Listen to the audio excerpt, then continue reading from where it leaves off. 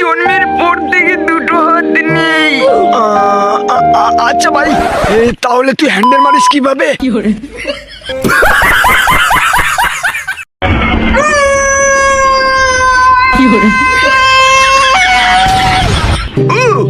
Sir আপনার parcel. Hello, মনে হয় রং অ্যাড্রেসে চলে এসেছি, পালাই।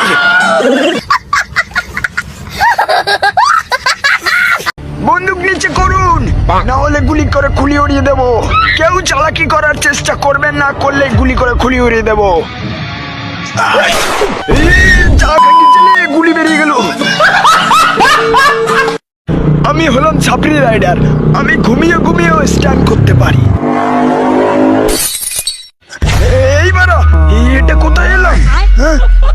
গার মেরেছে, বাঁচাও বাঁচাও। তো হ্যালো গাইস, আমার বাবা আমার মায়ের সাথে তর্ক করেছিল বলে সেটা ভাঙা মার দিয়ে হাত পা ভেঙে দিয়েছে। এখানে থাকা নিরাপদ না, পালাই বাড়া। বাবু, তোমার লাইফে তুমি কি কখনো লুডো খেলেছো? তেল লাগিয়ে।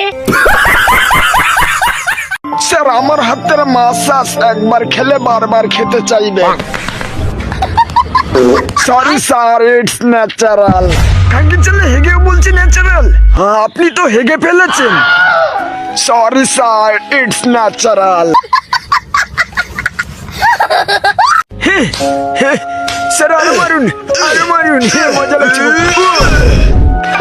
ফটো তো নিশ্চয়ই লাগাতে হবে। আমি তো কিচ্ছু বললামই না। এই গার মেরেছে।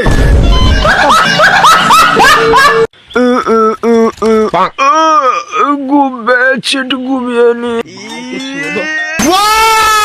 Very dangerous!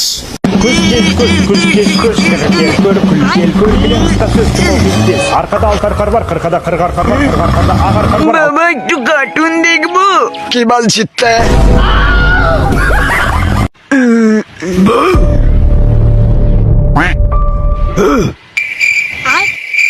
একই বারা বোকাচোদা, ভয় পাচ্ছে না কেন?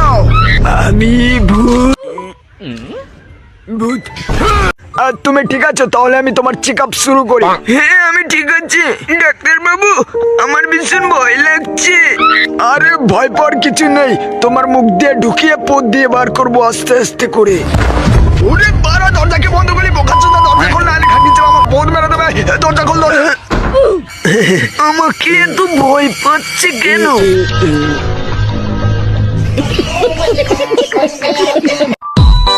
কি গো, আমি একটু বন্ধুদের সাথে পার্টি করতে যাব। এখন কোথাও যাওয়া হবে না।